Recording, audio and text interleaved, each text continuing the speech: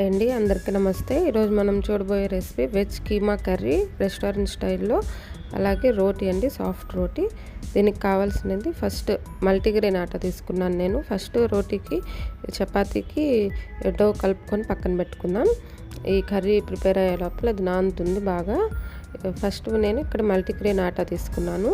దాంట్లో రుచికి సరిపడా సాల్ట్, అలాగే కొద్దిగా ఆయిల్, అలాగే టూ స్పూన్స్ ఆఫ్ కర్డ్ వేసుకొని బాగా మిక్స్ చేసుకోవాలి. పిండికి బాగా పట్టేంత వరకు మిక్స్ చేసుకోవాలి. మిక్స్ చేసుకున్న తర్వాత ఇలా బాగా మిక్స్ చేసుకోవాలి. మిక్స్ చేసుకున్న తర్వాత వాటర్ వేసుకొని కొద్దిగా వాటర్ పోసుకుంటూ సాఫ్ట్ డోలాగా కలుపుకోవాలండి.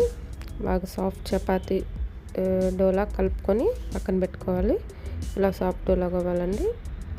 ఇది పక్కన పెట్టుకొని మనం కర్రీ ప్రిపేర్ చేసుకుందాం.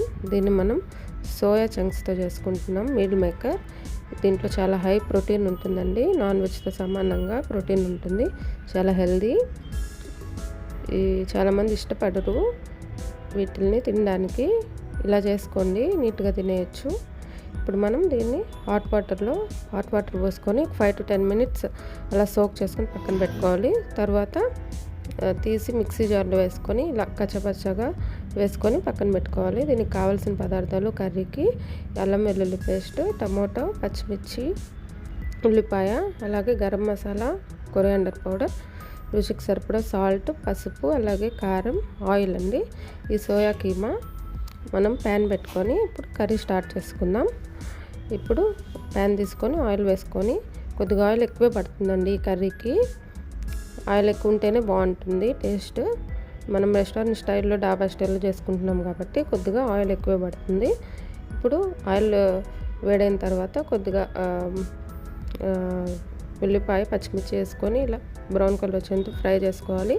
తర్వాత అల్లం వెల్లుల్లి పేస్ట్ కూడా బాగా వేసుకొని ఇలా బాగా ఫ్రై చేసుకోవాలి, పచ్చివాసన పోయేంత వరకు. తర్వాత టమోటో వేసుకోవాలి. టమోటో కూడా బాగా మగ్గించుకోవాలి ఆయిల్లో. ఆయిల్ సపరేట్ అయ్యేంత వరకు టమోటోని ఇలా మగ్గించుకోవాలి. మగ్గించుకున్న తర్వాత మనం మసాలాలు వేసుకుందాం.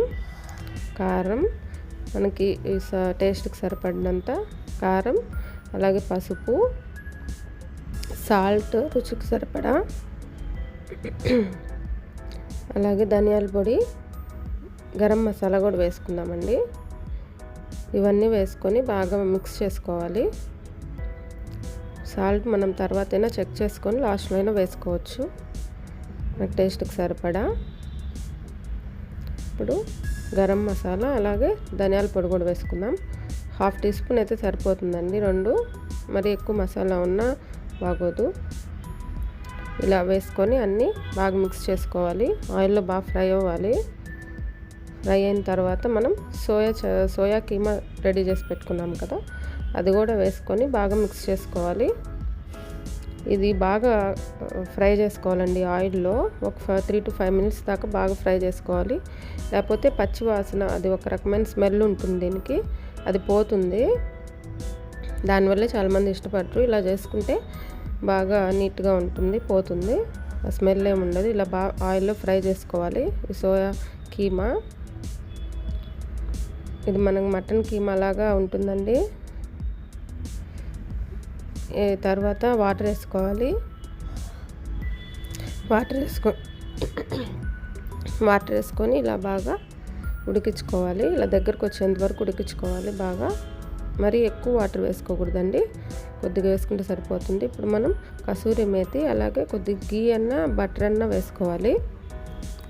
గీ కానీ బటర్ కానీ వేసుకోవాలి. ఇలా బాగా మగ్గించుకోవాలి. తర్వాత ఇలా ఆయిల్ సపరేట్ అయ్యేంత వరకు ఉంచుకోవాలి. లాస్ట్లో ఇలాగా ఫ్రెష్ క్రీమ్ అండి. ఇది క్రీమ్ అంటే ఏం లేదు, పాల మీద మీగడన్నా వేసుకోవచ్చు. పాలు కాసిన తర్వాత మీగడ వస్తుంది కదా, అది కొద్దిగా వేసుకుంటే సరిపోతుంది. మనకి డాబా స్టైల్లో, రెస్టారెంట్ స్టైల్లో ఉంటుంది కర్రీ. వేసుకుంటే మన కర్రీ రెడీ అయిపోయింది. ఇది సైడ్ పెట్టుకొని మనం రోటీలు డో ప్రిపేర్ చేసుకున్నాం కదా, అవి ఇలా చపాతీ లాగా ఒత్తుకొని పక్కన పెట్టుకోవాలి. మనం పుల్కా టైప్లో చేసుకుంటున్నాం కాబట్టి, మనం వితౌట్ ఆయిల్ ఫ్రై చేసుకుంటాం కాబట్టి, మనకి ప్యాన్ మీద వేయంగానే అది స్టిక్ అవ్వకుండా కొద్దిగా ఆయిల్ వేసుకొని ఇలా టిష్యూతో బాగా స్ప్రెడ్ చేసుకోవాలి. ప్యాన్ అంతా తుడిచేసుకోవాలి ఆయిల్ అంతా. అప్పుడు మనకు స్టిక్ అవ్వదు చపాతీ ప్యాన్కి. ఇలా 2 పక్కలు బాగా ఫ్రై చేసుకోవాలండి. మరీ ఎక్కువగా చేసుకోబడలేదు, కొద్దిగా లైట్గా బబుల్స్ వస్తాయి. చపాతీకి 2 పక్కలు తిప్పుకుంటూ ఫ్రై చేసుకోవాలి, ఒకే పక్క ఉంచకూడదు. అప్పుడైతే మనకి బాగా స్టవ్ మీద వేయాలండి. డైరెక్ట్గా తీసి స్టవ్ మీద వేస్తే అది చపాతీ పొంగుతుంది. పొంగితే మనకు సాఫ్ట్గా వస్తుంది చపాతీ. డైరెక్ట్గా స్టవ్ మీద వేసుకోవాలి ఇలా, ఇప్పుడు బాగా పొంగుతుంది. అంతే అండి, మన కర్రీ అలాగే రోటీ రెడీ అయింది. థ్యాంక్ యూ ఫర్ వాచింగ్ అండి. Please like, share and subscribe to my channel.